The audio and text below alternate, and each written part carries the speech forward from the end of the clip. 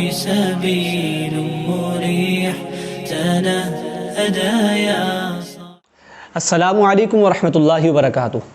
تمام دیکھنے سننے والوں کو میری طرف سے دل کی گہرائیوں سے نئے اسلامی سال 1443 سن ہجری کی بہت بہت مبارکباد. اللہ پاک یہ سال آپ کے لیے بہت بہت برکت والا بنائے، بہت زیادہ ترقی، عزت، عظمت، رحمت والا بنائے. اللہ کریم آپ کو اس سال دونوں جہاں کی بھلائیاں نصیب فرمائے. حاضرین محترم، نئے اسلامی سال کا پہلا مہینہ محرم الحرام ہے. محرم الحرام اشہر حرم، حرمت والے، عزت والے، احترام والے مہینوں میں سے ایک بابرکت مہینہ ہے. اس مہینے کے متعلق رسول اللہ صلی اللہ علیہ وسلم نے ارشاد فرمایا، رمضان المبارک کے بعد جس مہینے کے روزے اللہ رب العالمین کی بارگاہ میں مقام، مرتبہ اور ایک عزت سے دیکھے جاتے ہیں، وہ ماہ محرم الحرام ہے. ماہ محرم الحرام کی 10 تاریخ کو وہ ایسا سانحہ پیش آیا جس نے تاریخ انسانی کو ہلا کر رکھ دیا.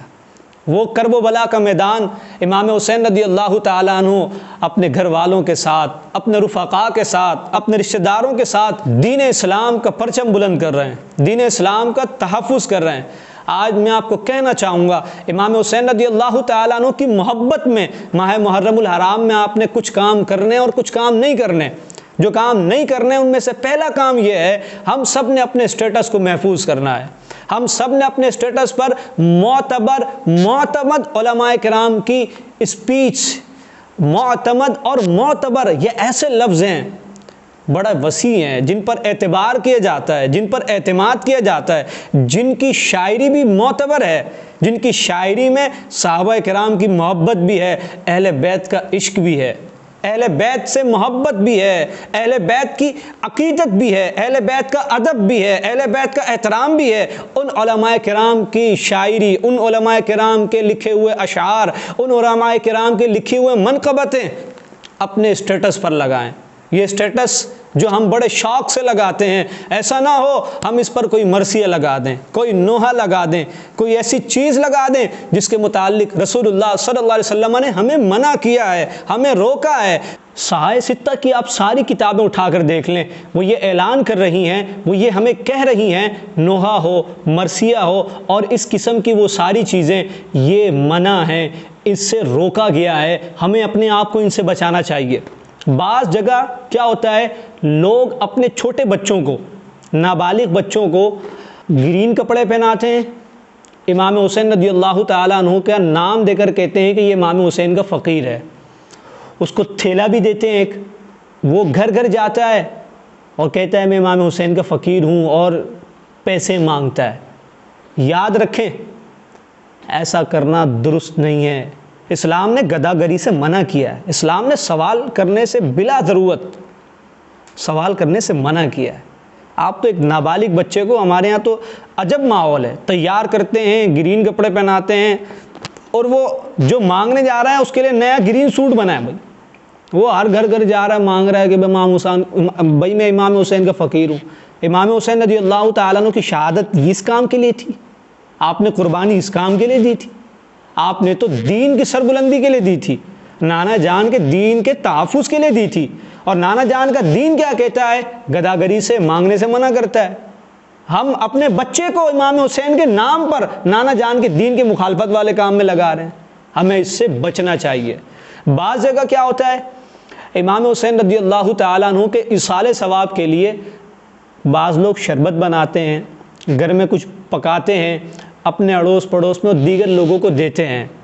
تو یہ بالکل جائز عمل ہے، کر سکتے ہیں، اس کے کرنے میں کوئی مذائقہ نہیں ہے، لیکن یہ فرض واجب نہیں ہے، لازم ضروری نہیں ہے. اگر کسی نے نہیں کیا، کسی کے پاس اتنی وسعت نہیں ہے تو اس پر کوئی حکم نہیں ہے. امام حسین رضی اللہ تعالیٰ عنہ سے اپنی محبت کا اظہار جس طرح ہو سکے آپ سے کریں. اللہ کرے کہ آج سے امام حسین رضی اللہ عنہ کی محبت میں نمازوں کی پابندی شروع کر دیں. آج سے امام حسین رضی اللہ تعالیٰ عنہ کی محبت میں گالم گلوچ ختم کر دیں. کچھ ایسا کریں جس سے امام حسین رضی اللہ تعالیٰ عنہ کل بروز حشر جب ہم ان کے حضور حاضر ہوں تو کہیں دیکھو ہمارا غلام آ رہا ہے. ہم سے خوش ہو جائیں، ہم سے راضی ہو جائیں.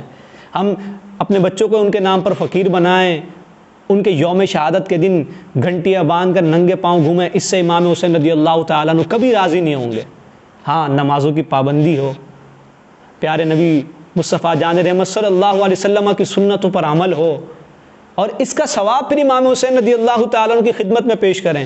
ہو سکے تو ختم القرآن کا سلسلہ کریں، ایک قرآن پاک ختم کر لیں۔ اس سے بھی امام حسین رضی اللہ تعالیٰ عنہ روز حشر جب ہم ان کے حضور حاضر ہوں گے اور جب ان کی زیارت نصیب ہوگی تو یقیناً وہ ہمیں دیکھ کر خوش ہوں گے کہ اس نے ہمارے شہادت کے دن کے تقدس کو پامال نہیں کیا۔ ہم حسین والے نہیں ہیں، ہم تو واہ حسین والے ہیں۔ ہم تو کہتے ہیں واہ امام حسین، یہ آپ نے وہ کام کیا ہے کہ قیامت تک اگر کوئی حق کی بات کرے گا تو آپ کا نام ضرور لے گا۔ قیامت تک کوئی اگر حق کا پرچم بلند کرے گا اس کے رول ماڈل آپ کی ذات ہوگی۔ ہم حسین والے نہیں ہیں، ہم واہ حسین والے ہیں۔ ہم کہتے ہیں امام حسین آپ کی عظمت کو سلام، امام حسین آپ کے پورے خاندان کو سلام، امام حسین ہم آپ سے اپنی محبت یوں کریں گے، ہم وہ کام کریں گے جو آپ کے نانا جان نے حکم دیا ہے۔ 10 محرم الحرام کو روزہ رکھنے کے متعلق رسول اللہ صلی اللہ علیہ وسلم نے ارشاد فرمایا، جس شخص نے 10 محرم الحرام یوم عاشورہ کا روزہ رکھا، اللہ کریم اس کے 1 سال پچھلے کے گناہ معاف فرمائے گا۔ کوشش کریں دیکھنے سننے والے 10 محرم الحرام کا روزہ رکھیں، اس مہینے میں کالے کپڑے پہننے سے بچیں۔ امام حسین رضی اللہ تعالیٰ عنہ نے جو میدان کربلا میں نہ صرف اپنے آپ کو قربان کیا، اپنی آل اولاد کو قربان کیا، کیا اس لیے قربانی دی تھی کہ ہم ان کے نام پر ان کے خاص شہادت کے دن اس طرح کے اعمال کریں؟ امام حسین رضی اللہ تعالیٰ عنہ نے قربانی دی سجدے کی حالت میں، اور یہ ساری دنیا کو پیغام دیا، سر کٹتا ہے تو کٹ جائے، رب کے حضور حاضری نہ جائے۔ آج ہم کیا کرتے ہیں دوستو؟ یاروں کی خاطر ہم مسجد نہیں جاتے۔ ہمیں غور کرنا چاہیے، امام حسین رضی اللہ تعالیٰ عنہ نے دین کی خاطر سب کچھ کیا، اور ہم کیا کرتے ہیں؟